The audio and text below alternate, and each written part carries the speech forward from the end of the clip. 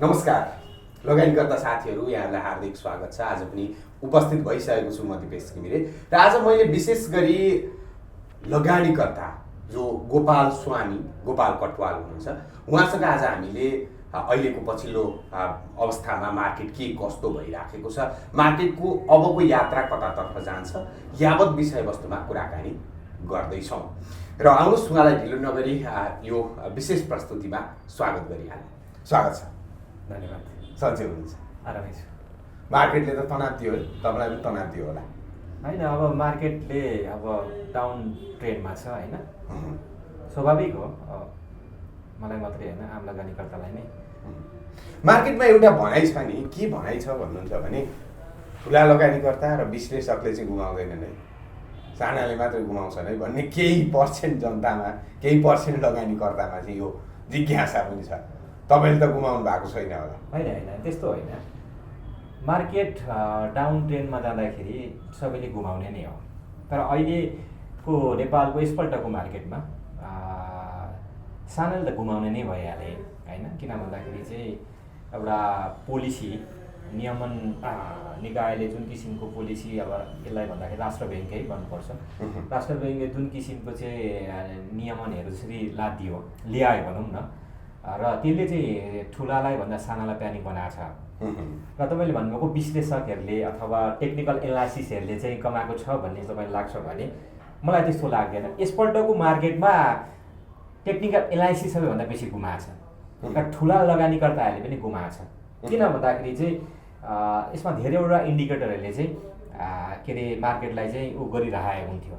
यसपल्ट भइदियो कि चुनाव पनि हुनेवाला थियो, के अरे स्थानीय, त्यस पछाडि सङ्घको होइन, मार्केटको पैसाको फ्लो आउँछ भन्ने कुराहरू पनि ठुला लगानीकर्ताले विगतको इतिहासलाई हेर्दाखेरि त्यो ट्रेन्डलाई फलो गर्दाखेरि चाहिँ ठुला पनि चिप्लिएको छन्। यसपल्ट नराम्ररी चिप्लिएको छन्, हेर्नुहोस् होइन। त्यस पछाडि इन्सुरेन्सको क्यापिटल प्लानहरू आयो, त्यसमा पनि के अरे ठुला लगानीकर्ताहरू मार खाएका छन्।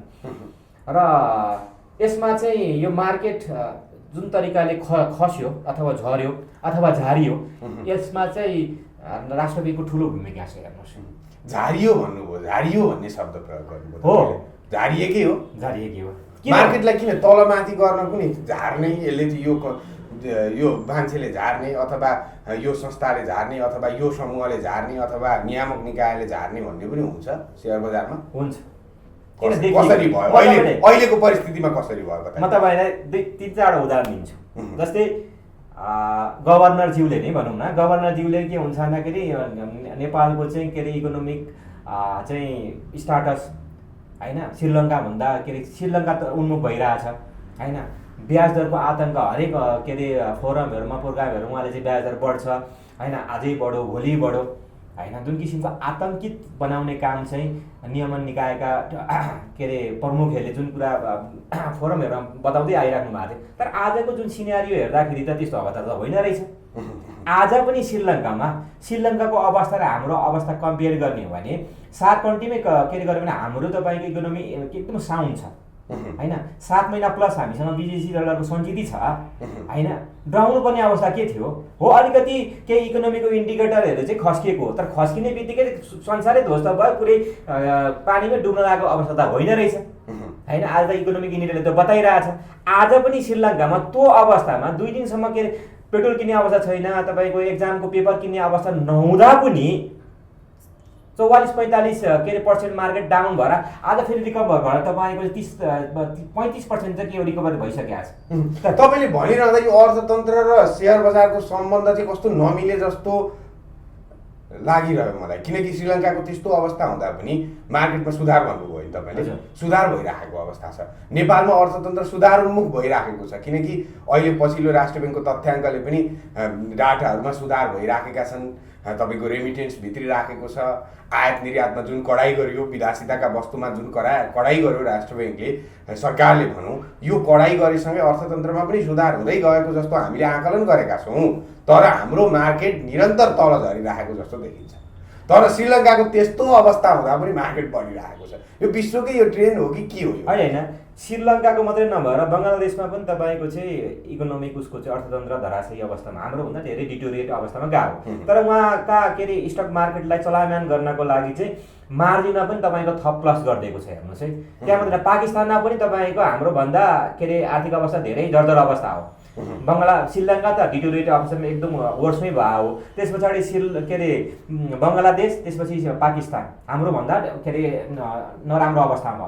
तर पनि उनीहरूको चाहिँ के छ भन्दा त्यहाँका इन्भेस्टरहरू, इन्स्टिट्युसन इन्भेस्टरहरू जति पनि छन् तिनीहरूलाई के लाग्छ भन्दाखेरि उनीहरूले मार्केटलाई र नियमन निकायहरूले चाहिँ मार्केटलाई चाहिँ बचाउँछन्। हेर्नुहोस्, तर हाम्रो नेपालको जुन के अरे स्टक मार्केट छ नि, पुँजी बजार, यहाँ सबै ठुला भन्नुहोस् अथवा बिग इन्भेस्टमेन्ट यी सबै पकेटमार हुन्। सानाको पैसा चाहिँ चुस्दिने हुन्। नभए बोर्करको पनि दायित्व छैन। एउटा हिजो बोर्करहरूले बोर्करले पनि यो 3200 इन्डेक्समा उनीहरूको पनि ठुलो भूमिका छ। मार्केटलाई एउटा फराकिलो अवस्थामा लान पनि उनीहरूको भूमिका हो। तर 30-40% मार्केट डाउन हुँदाखेरि पनि कसैको केही भूमिका हुँदैन। म्युचुअल फन्डको दायित्व के, उसको रोल के? त्यो आरक्षण खाने, अनि त्यस पछाडि मार्केट डाउन ट्रेन्डमा जाँदाखेरि चाहिँ होइन के अरे सेयर सप्लाई दिने, त्यस पछाडि चाहिँ के हुन्छ भने भएको पैसा चाहिँ के अरे तपाईँले ठुला लगानीकर्ता भन्नुभयो, मलाई तपाईँको बोलीमा पनि त्यो गन्ध आयो क्या। तपाईँ पनि त ठुलै लगानीकर्तामा चर्चित हुनुहुन्छ। तपाईँले पनि त त्यसो भए त यहाँ मार्केटमा केही चलखेल गर्नुहुन्छ कि क्या हो? त्यसो भए तपाईँलाई कसरी चाहिँ त्यस्तो भयो? होइन जसले अरबको जस्तै त्यो त के हुन्छ भन्दा धितोपत्रको कारोबार हेर्दाखेरि थाहा हुन्छ कसले कति टर्नओभर गरेको छ। मेरो त हेर्न सक्नुहुन्छ। हेर्नुहोस्, म त लाखमा कारोबार गर्ने मान्छे होइन। मेरो लागि मेरो हैसियत अनुसार म ठुलै लगानीकर्ता होला। तर जसले पनि बजारलाई चलायमान, जसले एउटा हामीले देख्छौँ नि त होइन, एउटा 22 अरब 60 करोडको कारोबार हुँदाखेरि मार्केट बचाउनु उनीहरूको दायित्व होइन। बिग जसलाई इन्भेस्टर भनिन्छ होइन, के अरे बजारमा चर्चित नामहरू कसैको बादशाह होला होइन, यिनीहरूको हात छैन र होइन। मार्केट बचाउनको लागि त किनभने अहिले जुन मार्केट थला परेको छ सबैको रोल हुनुपर्छ नि त। आज श्रीलङ्कामा सबैको रोल नभएदेखि चाहिँ 30-40% कसरी बाउन्स ब्याक हुन्थ्यो त होइन। यहाँ सबै पकेट मारेहरू मात्रै छन्। हेर्नुहोस् होइन, सबलाई टोपी लगाइदिने होइन। मार्केट बचाउँदाखेरि त भोलि सबैले त के अरे विन गर्ने होइन र। जुन क्षेत्रबाट, जुन सेक्टरबाट तपाईँले आजको हैसियत बनाउनु भएको छ, नाम बनाउनु भएको छ, पैसा बनाउनु भएको छ, पोर्टफोलियो के अरे डाइभर्सिफिकेसन गर्नु भएको छ, त्यही क्षेत्र खस्किँदाखेरि तपाईँलाई माया लाग्दैन? ती व्यक्तिहरूलाई माया लाग्नुपर्ने हो कि होइन? तपाईँले यी यावत कुराकानी गरिरहँदा नियामक निकाय मुखदर्शक बनेकै हो त तपाईँको विश्लेषणमा? होइन, नियामक निकाय जहिले पनि मुखदर्शक हो। हेर्नुहोस्, किन भन्दाखेरि चाहिँ हो अहिले आएका अध्यक्षले केही गर्न खोजिरहेछ। उहाँले जुन एउटा क्यापिटल प्लान ल्याउनु भयो, त्यस पछाडि आएर चाहिँ मन्त्री परिषदमा जाने, फिर्ता हुने, त्यसपछि अर्थ मन्त्रालयको रोल के हुने। जस्तै नेपाल स्टक एक्सचेन्ज छ नि, नेपाल स्टक एक्सचेन्जको के छ भन्दा यो खाल्टो मात्रै हो त के पुँजी बजार? रिङ रोड भित्रको परिवेश व्यापक सुधार त भएको छ नि त। तपाईँको 5 वर्ष अगाडि र अहिले तपाईँले विश्लेषण गर्दा पनि त त्यो जुन एउटा पहुँचका आधारमा त हामी धेरै माथि होइन। यो के हुन्छ भन्दा लकडाउन के अरे लकडाउन कोभिडको कारणले गर्दाखेरि लकडाउन भइदियो। लकडाउन भइसके पछाडि चाहिँ मान्छे घरमा बस्नु पर्यो। घरमा बस्दाखेरि सबै व्यापार ठप्प थिए। सारा उता के अरे व्यापारीदेखि लिएर सारा मान्छेहरू चाहिँ डाइभर्ट भएर के हुन्छ भने स्टक मार्केटमा आउनु। त्यतिखेर अनलाइनको चाहिँ चाहेर होइन, त्यो इन्टेन्सनली के अरे नेपाली स्टक एक्सचेन्जले यसलाई विस्तार गरेको होइन। एउटा परिस्थिति यस्तो निर्माण भयो, त्यो निर्माण परिस्थितिले चाहिँ मार्केटको चाहिँ अनलाइनको चाहिँ अलिकति फराकिलो मात्रै भयो। हेर्नुहोस्, आज पनि तपाईँको चाहिँ दूरदराजका लगानीकर्ताहरू आफ्नो आइपिओ परेको चाहिँ बोर्करको के अरे लिङ्कमा आउनु पर्दाखेरि काठमाडौँ नै आउनुपर्ने अवस्था छ। नेपाल स्टक एक्सचेन्जको काम के तपाईँको चाहिँ अस्ति के अरे उपत्यका विदा भयो इन्द्र जात्रा होइन। तर 6वटा प्रदेशमा के भइदियो त? 6वटा मार्केट बन्द भयो। जस्तै तपाईँको प्रदेश नम्बर 1 मा तपाईँको चाहिँ छुट्टी छ होइन, तर यहाँ के भइदिन्छ भन्दाखेरि मार्केट खोलिदिन्छ। जस्तै काठमाडौँ भनेको त 3 नम्बर प्रदेश, यो खाल्टो त 3 नम्बर प्रदेश हो। यहाँ तपाईँको छुट्टी भयो भने 6वटा प्रदेशका लगानीकर्ताहरू चाहिँ आफ्नो सम्पत्तिबाट बन्धक भयो कि भएनन्, यसमा ध्यान दिनु पर्यो कि परेन? र के हुन्छ भन्दाखेरि चाहिँ जुन नेप्सेको इन्डेक्स छ नि, यसको के गणना सही छ? अब भोलि तपाईँको मार्केट बढ्दै गयो भने तपाईँको जिडिपी भन्दा यसले माथि क्रस गर्यो भने यहाँ के फेरि के सुरु गरिदिन्छन् भन्दाखेरि चाहिँ जिडिपी भन्दा माथि भयो। तर गणना त सही छैन नि इन्डेक्सको होइन। कम्पनी कति फेज आउट भइसकेका छन्। याकै निम्ति जस्ता कम्पनी, हेटौँडा कपडा उद्योग होइन, बाँसबारी छाला जुत्ता कारखाना, यिनीहरू के फेज आउट भइसकेका छन् नि। तर आज पनि यिनीहरू लिस्टिङ छ। एनटिसी भनेको 8-9% होइन पब्लिकलाई आएको, तर 91% के हुन्छ भन्दाखेरि त्यही पब्लिकको उस के अरे काउन्ट गरेर चाहिँ इन्डेक्सलाई के हुन्छ नि माथि उतार चढाव गराइँदैन। यो कुरामा के अरे नेपाली स्टक एक्सचेन्जले ध्यान दिएको छ। यिनै यावत कुराले पुँजी बजारको विकास हुन सकेन तपाईँको भनाइ। अर्को विषयवस्तुमा तर्फ केन्द्रित हुन चाहन्छु म। खास तपाईँले यी यावत कुरा यो फ्रस्ट्रेसन टाइपले तपाईँले यहाँ मसँग प्रस्तुत भइरहँदा खास तपाईँले पनि मार्केटबाट गुमाउनु कति होइन, मैले मार्केट डाउन के अरे मार्केट बढ्दाखेरि सबैले कमाउने नै हो होइन, मार्केट झर्दाखेरि सबैले गुमाउने नै हो। त्यस्तो त हुँदैन भन्छन् नि, केही लगानीकर्ताले त कमाउँछन् पनि। घटेको मार्केटमा पनि तपाईँको बेच्न जाने हो किन्न जाने हो, अथवा बढेको मार्केटमा पनि बेच्न जाने हो किन्न जाने हो।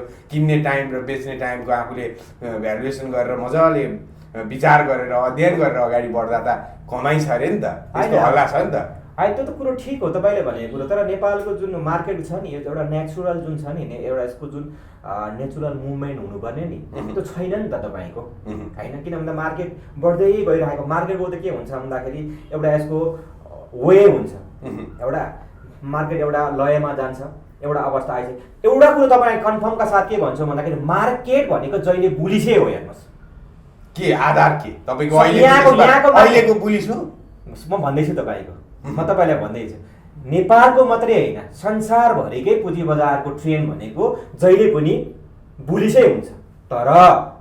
तर के हुन्छ भन्दाखेरि आर्थिक अवस्था, ब्याज दरको उतार चढाव, यसले गर्दाखेरि मार्केट केही समय होइन केही गतिरोध हुन्छ, त्यसमा डाउन ट्रेन्डमा जान्छ। जस्तै तपाईँले हिजोको दिनमा हामीले थाहा पाउँदा 292 पनि थियो त्यो इन्डेक्स, 3200 पनि पुग्यो नि त। अस्ति भर्खर झरेर 1807 पनि आएको हो नि त। अहिले 1800 के अरे 1900 देखि 2000 को रेन्जमा छ नि। हो यो केही क्षणिक लागि केही हो, मार्केट अहिले थला परेको छ, केही समयको लागि मात्रै के हो भन्दाखेरि चाहिँ यो अहिले के अरे बियरिस जस्तो देखिन्छ। तर मार्केटको नेचर के हुन्छ भन्दाखेरि जहिले पनि बुलिसै हो। म दावाका साथ भन्छु होइन 4-5 वर्षभित्रमा तपाईँको मार्केट 7-8 हजार पुग्छ। आधार के होइन, मार्केटको के अरे प्रकृति नै के हुन्छ भन्दाखेरि उसको स्वभावै के हो, मार्केटको स्वभावै यो हो कि के हुन्छ भन्दाखेरि जहिले पनि बुलिस ट्रेन्डमै हुन्छ होइन। यावत घटनाले गर्दाखेरि के हुन्छ भन्दाखेरि मार्केट एउटा अब सगरमाथामा चढिसके पछाडि 8848 मा त्यो पिकमा पुगेपछि त झर्नै पर्छ होइन। फेरि बेस क्याम्पमा आउला, फेरि जाने त तिनै हो क्या होइन। भनेपछि देशको आर्थिक अवस्था र यावत कुराले तपाईँको त्यो माथि जाने यात्रालाई कुनै असर गर्दैन भन्ने टाइपको बुझ्यो त होइन। नेपालको परिप्रेक्ष्यमा के छ भन्दाखेरि चाहिँ अलिकति निकायहरूले चाहिँ यसमा रोलहरू विभिन्न किसिमको चाहिँ उहाँहरूको आफ्नो स्वभाव आफ्नो इन्ट्रेस्ट अनुसारको रोल खेल्थे। नभए मार्केट के अलिकति केही माथि जान्थ्यो होइन, र के हुन्छ भने मार्केट ब्याज दर बढिरहेको थियो, लोनको प्रभाव थिएन, ऋणको प्रवाहहरू के अरे ब्याङ्कहरूले बन्द गरिसकेको अवस्थामा चाहिँ मार्केटमा 20 देखि 30% अथवा 40% भए पनि तपाईँको झर्थ्यो होला। स्वामीज्यूले अर्को कुरा मैले गर्न चाहेँ तपाईँसँग, यो यावत कुरा हामी गरिरहनै रहेका छौँ। खास अब अहिलेको मार्केट कसैले विश्लेषण गर्छन् अब मार्केट माथि जान्छ, चुनाव आउँदैछ, अर्थतन्त्र सुधार हुँदैछ, अब मार्केट माथि जान्छ भन्ने केहीको विश्लेषण छ भने केहीको विश्लेषण 1700सम्म मार्केट झर्ने स्थिति आउँछ, अब बेच्ने स्थिति आयो है भनेर बजारमा झ्याली पिटेको पनि देखियो होइन। मतलब अब तपाईँको विश्लेषणमा चाहिँ मार्केट कहाँ जान्छ, किन्ने बेला हो कि अहिले बेच्ने बेला हो कि होल्ड गरेर बस्ने, के गर्ने तपाईँ विश्लेषण गर्नु? ठिक छ, मार्केटमा कुनै पनि पण्डित अथवा कुनै पनि टेक्निकल एनालाइसिस, कुनै पनि फन्डामेन्टल होइन एकदम जान्ने नै होस् होइन। धुरन्धर इकोनोमिस्टै भए पनि मार्केट यहाँसम्म पुग्छ यो पिकसम्म फेरि त्यहाँबाट यहाँ झर्छ भन्ने कसैले पनि ठोक्का गर्न सक्दैन। ठोक्का गर्ने भने संसारकै सबैभन्दा धनीको नाममा आज उसको नाम हुन्थ्यो होला सायदै। तर के भन्न सकिन्छ भन्दाखेरि मार्केटको ट्रेन्ड अनुसार ठिक छ 3200 पुगेको थियो, 20-30% झर्नुपर्ने ठाउँमा चाहिँ के हुन्छ भन्दाखेरि चाहिँ राष्ट्र ब्याङ्कको नीति नियमले गर्दाखेरि मार्केट चाहिने भन्दा ओभर करेक्सन भयो होइन। लगभग तपाईँको चाहिँ आजको डेटमा हेर्यो भने 35% भन्दा माथि के अरे करेक्सन आइसकेको छ होइन। अब त के हुन्छ भन्दाखेरि देशको आर्थिक अवस्थाले पनि त यसो के अरे हामीलाई त सूचित गरिसकेको छ कि अब अर्थतन्त्र सुधार उन्मुख भइरहेछ, रेमिटेन्सहरू राम्रो भित्रिरहेछ होइन। बिजिजी सन्धिजी के अरे पर्याप्त मात्रामा 7 महिनाभन्दा प्लसको स्थितिमा छ, सबै अर्थ के अरे इकोनोमीको इन्डिकेटरले देखाइसकेको छ। अब मार्केट नबढी सुख छ त होइन। अब के हुन्छ भने धितोपत्र बोर्डले ल्याएका क्यापिटल प्लानहरू पनि त मन्त्री परिषदबाट चाहिँ के कार्यान्वयनमा अब जाँदै मन्त्री परिषदले पारित गरिसकेका छ। अब असोजको पहिलो महिनामा चाहिँ तपाईँको चाहिँ ब्रोकरको लाइसेन्सका लागि आवेदन खुला गर्दैछ। अब भोलिको दिन त तपाईँको चाहिँ बहुत सुनौलो छ। हेर्नुहोस् नेपालको पुँजी बजार मैले के अरे नयाँ स्टक एक्सचेन्ज पनि आउँदैछ भन्ने कुरा सुनिरहेको छु। यसले के गर्छ भन्दाखेरि चाहिँ प्रतिस्पर्धा गर्दाखेरि के हुन्छ भन्दाखेरि चाहिँ प्रविधिदेखि लिएर सारा कुराहरू चाहिँ आम लगानीकर्ताहरूलाई फाइदा हुन्छ। प्राइभेटाइजेसन र लिगल इकोनोमिक लिबरलाइजेसन हामी जाँदै गर्दाको अवस्थामा होइन कम्पिटिसन हुनैपर्छ। कम्पिटिसन भएन भने कन्ज्युमरहरूले हामी जस्तो क्लाइन्टहरूले चाहिँ हामीले के हुन्छ भने सुविधा पाउँदैन। मैले उदाहरण भने होइन के भने भन्दाखेरि चाहिँ एनटिसीको जुन दबदबा थियो, फोन आएको पनि हामीले के अरे रिसिभ कलको पनि हामीले पैसा पेमेन्ट गर्नु पर्थ्यो, गर्दाखेरि त तिर्नै नै पर्ने भयो। तर जब के अरे तपाईँको चाहिँ प्रतिस्पर्धामा अर्को टेलिकम आयो एनसेल, आज आम लगानीकर्ताहरूले के अरे सस्तोमा सुविधा सेम के हुन्छ भन्दाखेरि भोलि अर्को प्राइभेट तपाईँको स्टक एक्सचेन्ज आउँदै गर्दाको अवस्थामा जस्तो नि अहिले यो सरकारी स्वामित्वको छ नि, सरकारी स्वामित्वको भएको कारणले गर्दाखेरि चाहिँ काममा भोलि नीति नियमहरू चेन्जेस गर्नुपर्ने कति ढिलासुची छ नि त होइन। अर्थ मन्त्रालयको डेस्कमा नगइकन उहाँहरू सन्तुष्ट नभएको उहाँको इन्ट्रेस्ट के अरे फुलफिल नभइकन त्यहाँबाट पास हुने अवस्थै हुँदैन। तर प्राइभेट स्टक एक्सचेन्ज आउँदाखेरिको अवस्थामा त कसैको मुख थाक्नुपर्ने अवस्था हुँदैन। त्यसले गर्दाखेरि के हुन्छ प्रविधिदेखि धेरै कुराहरू तपाईँको चाहिँ सर्ट सेलका कुराहरू होइन इन्टारडेका कुराहरू उसले ल्याइदिन्छ। ल्याएपछि यसले पनि के हुन्छ भन्दाखेरि चाहिँ त्यो अनुसार कम्पिटिसनमा जानै पर्यो। भनिसके पछाडि कमिसनका कुराहरू होला होइन, यसले यति छुट दिएला यसले छुट, हामी जहाँ हामीलाई सुविधा हुन्छ त्यही स्टक एक्सचेन्जमा जाने हो। त्यसले कम्पिटिसनले गर्दाखेरि के हुन्छ भन्दाखेरि मार्केटको दायरा त फराकिलो हुने नै भयो होइन। आम लगानीकर्ताले पनि त्यसबाट लाभ लिने नै भए। अर्को कुरो तपाईँले भनिरहँदा तपाईँको नयाँ स्टक एक्सचेन्ज अनि ब्रोकर लाइसेन्सका कुरा गर्नुभयो। ब्रोकर लाइसेन्सको अलिकति मैले नजानेको हो कि म त तपाईँसँगै पनि बुझ्न चाहन्छु होइन। यो छलफल गर्दै बाहिर निस्किन्छ कुरो। खास नयाँ स्टक एक्सचेन्ज चाहिन्छ र तपाईँको यही टिएमएसलाई चाहिँ व्यापक बनाएर हामीले चाहिँ सुविधा दिएर यो दुनियाँ दिवाना यो कमिसनका खेल यो ब्रोकरका खेल यी यावत कुरा यी लफडामा लाग्नुभन्दा न एउटा मार्जिन न एउटा जुन तपाईँको ब्रोकरबाट केही लिन पाइन्छ, न कर्जा लिन पाइन्छ, न चुक्ता पुँजी बढाएको स्थिति छ होइन। ब्रोकरबाटै लिने व्यवस्था हुन्छ नि त अरू देशमा, यहाँ न केही छ। यी यावत कुरा किन चाहियो? टिएमएसबाट नेप्सीले नि सबै कोअर्डिनेसन गरिदिए के हुन्थ्यो जस्तो मेरो दिमागमा घरिघरि घुमिरहेको हुन्छ। स्वामीज्यू तपाईँलाई के लाग्छ? तपाईँले भनेको कुरो ठिक थियो। यो भनेको तपाईँले युरोपतिर डेभलप कन्ट्रीतिर चाहिँ यो कुरा तपाईँले भनेको कुरा ठिक हो। जस्तै के आइरहेछ भन्दाखेरि डेभलप कन्ट्रीतिर चाहिँ भएका स्टक एक्सचेन्जहरू पनि के हुन्छ भने मर्जमा गइरहेछन्। ठिक छ, संसारभरि डेभलप कन्ट्रीतिर मर्जमा गइरहेछन्। यहाँ अझ त्यो देशहरूमा त तपाईँको मर्जको कुरा मात्रै होइन ब्रोकरबाटै हामीले लोन लिन सक्छौँ। हाम्रो त्यो व्यवस्था छैन। हामीले लिन सक्छौँ छैन। ब्रोकरको काम के छ अहिले? कमिसन खाइदिने मात्रै देखेँ क्या मैले, हो कि होइन है? फेरि तपाईँले विश्लेषण गर्नुहोस् है यो विषयवस्तुमा, तपाईँले विश्लेषण गर्नुहोस्। नेप्सीले नि कोअर्डिनेसन गरेर तपाईँको टिएमएसबाट काम भइरहेको छ, सबै काम भइरहेको छ। केही कर्मचारी थपेर बरु नेप्सीले नि सर्टेन पर्सेन्ट अलिकति बढी नेप्सीले जति लिइरहेको छ कमिसनको केही पर्सेन्ट मात्रै बढाएर अलिक त सजिलो हुन्थ्यो नि ब्रोकर कमिसन। तपाईँले भनेको कुरो ठिक हो होइन, मैले यो सही हो होइन मलाई थाहा छैन भनेको मात्रै होइन। सबै के अरे विद्वानहरूले सबै एनालाइसिसले भनेको कुरो यही हो। उल्लेख गरिदिन्थ्यो भने होइन नयाँ स्टक एक्सचेन्जको अवधारणा किन आउनु पर्थ्यो त? जस्तै एउटा कुनै पनि फाइल होइन नयाँ स्टक एक्सचेन्ज त आओस्, तर यो जुन यो टिएमएस आएर अनलाइन सिस्टम आइसकेपछि यावत कुरा हामीले किन कमिसन तिर्ने भन्ने चाहिँ मेरो विश्लेषण हो क्या खास। होइन अब यस्तो छ तपाईँ त्यही कुराहरू त हामीले जस्तै कम्पिटिसनमा जानु पर्यो क्या। कतिपय यहाँ ब्रोकरहरू त के हुन्छ भन्दाखेरि प्रोडक्ट नयाँ प्रोडक्ट दियोस् न त, नयाँ प्रोडक्ट दियोस् के अरे हामी फेरि यहाँ पनि के अरे एक पैसा नलिए पनि हामी काम गर्न सक्छौँ। तर प्रोडक्ट त चाहियो नि त, नयाँ प्रोडक्ट त दिनु पर्यो ब्रोकरहरूलाई होइन। अब त के हुन्छ भने त्यो सरकारी स्वामित्व भएको कारणले गर्दाखेरि नेप्सीले पनि आफै डिसिजन गर्न सक्दैन, न बोर्डले डिसिजन गर्न सक्छ। अन्तिममा के छ भने चाबी कोसँग छ भन्दा अर्थ मन्त्रालयसँग चाबी छ। हेर्नुहोस् उसको इन्ट्रेस्ट बिना यहाँ हुनेवाला केही पनि छैन। हेर्नुहोस् होइन भोलि प्राइभेट तपाईँको स्टक एक्सचेन्ज आउने बित्तिकै त त्यहाँ एउटा बोर्ड हुन्छ। त्यो बोर्डले के हुन्छ भन्दाखेरि चाहिँ पास गर्छ नि त लगानीकर्ताको माग के छ, कुन प्रोडक्ट चाहिरहेछ, संसारमा कुन प्रोडक्ट लन्च भइरहेछ, त्यो अनुसार उसले जस्तै सरकारी ब्याङ्क र प्राइभेट ब्याङ्कमा हेर्नुहोस् त फरक।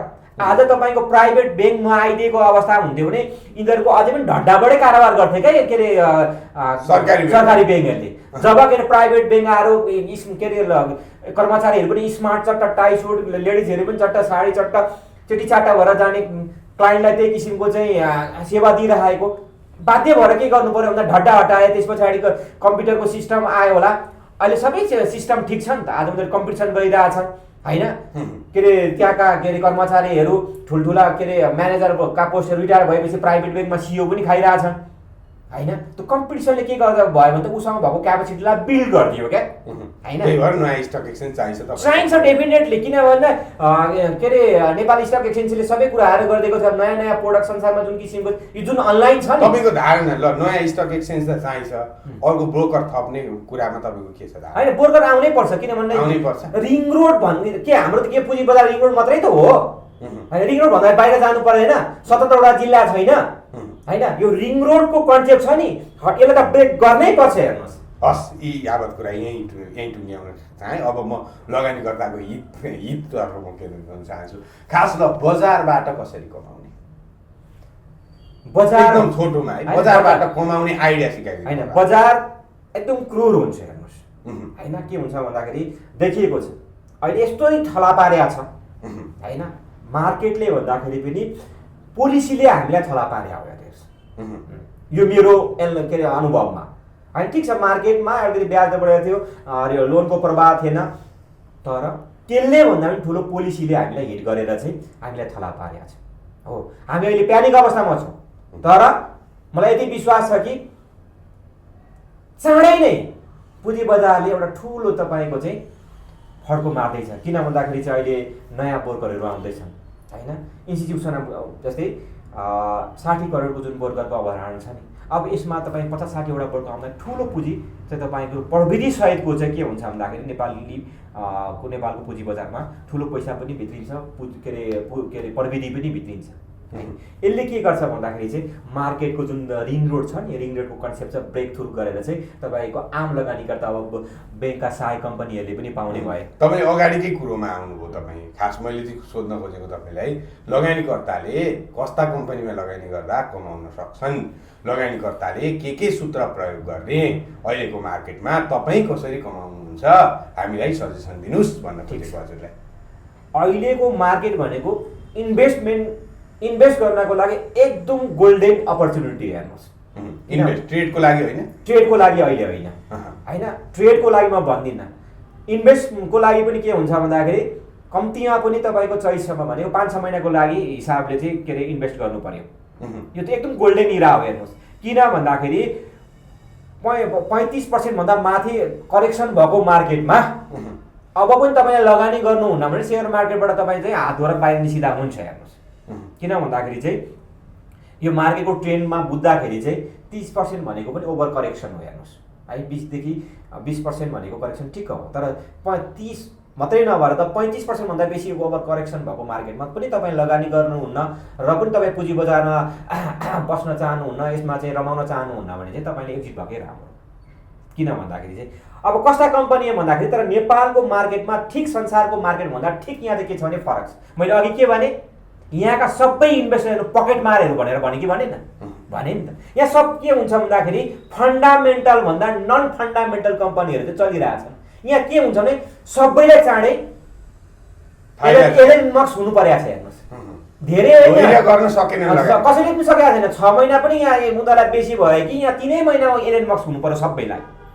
यहाँ 11-12 लाख कति टिएमएस युजर आइडी लिएका छन् जति पनि लगानीकर्ताहरू, यिनीहरूलाई चाँडै सबै एलन मस्क तपाईँको आडवाणी होइन, मुकेश अम्बानी हुनु पर्यो। तर त्यो होइन नि त।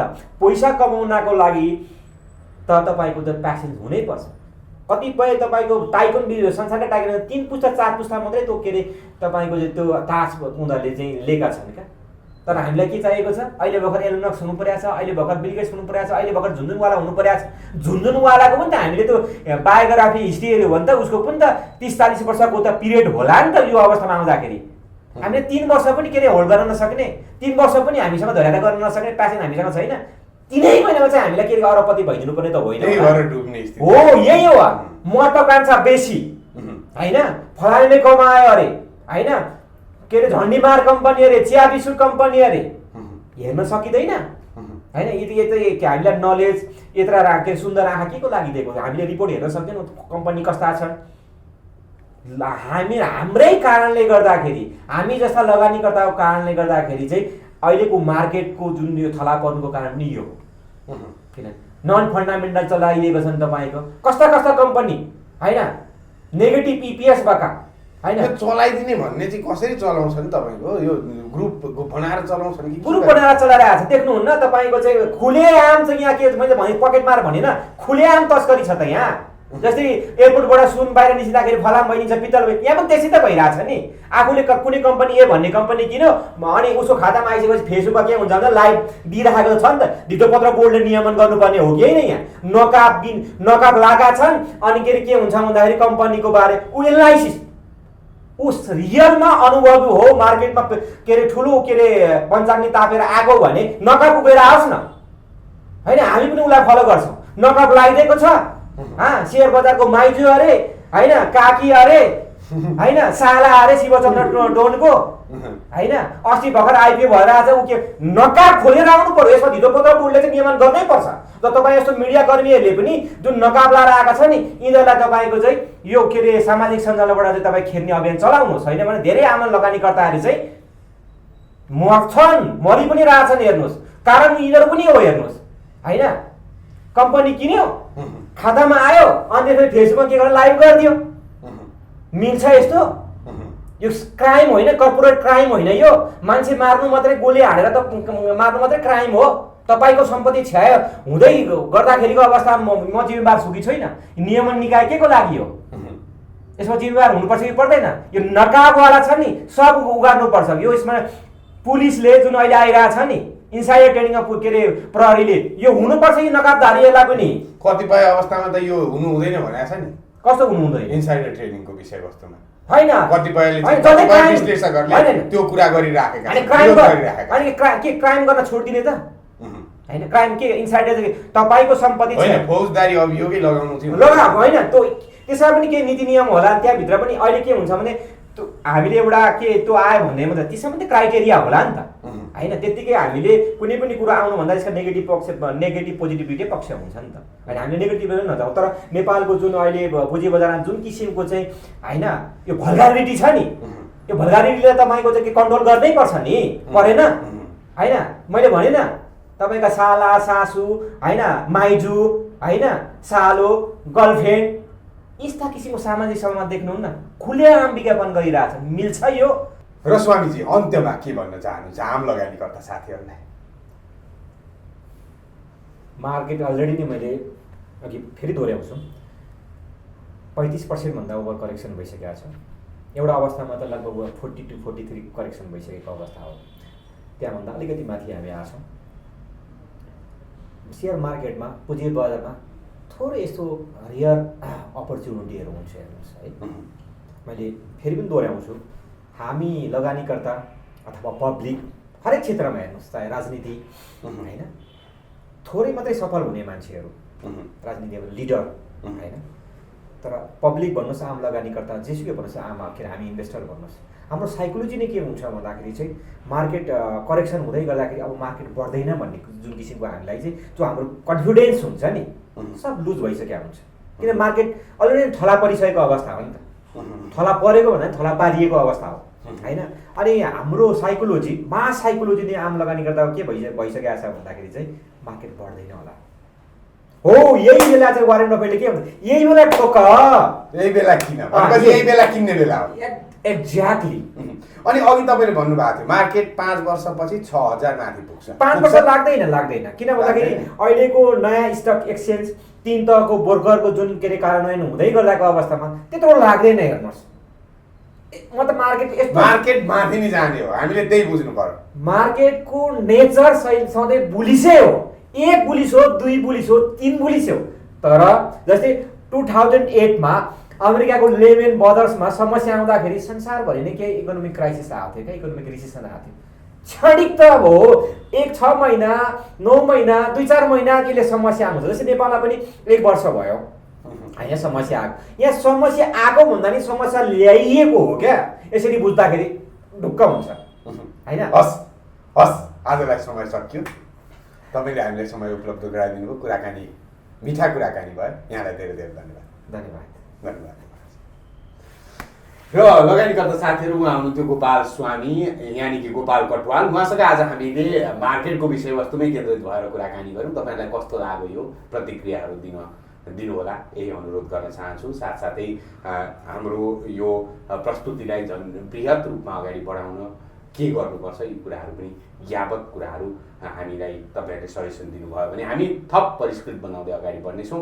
र नियमित बिहानको जो सन्दीप कुमार चौधरी सरबाट बिहान प्रस्तुति हुने जुन मार्केटको एनालाइसिस छ, यो नियमित प्रक्रिया चल्ने नै छ। केही समय ग्याप रहे पनि यो नियमित चल्ने नै छ। यो जानकारी पनि तपाईँहरूलाई दिन चाहन्छु।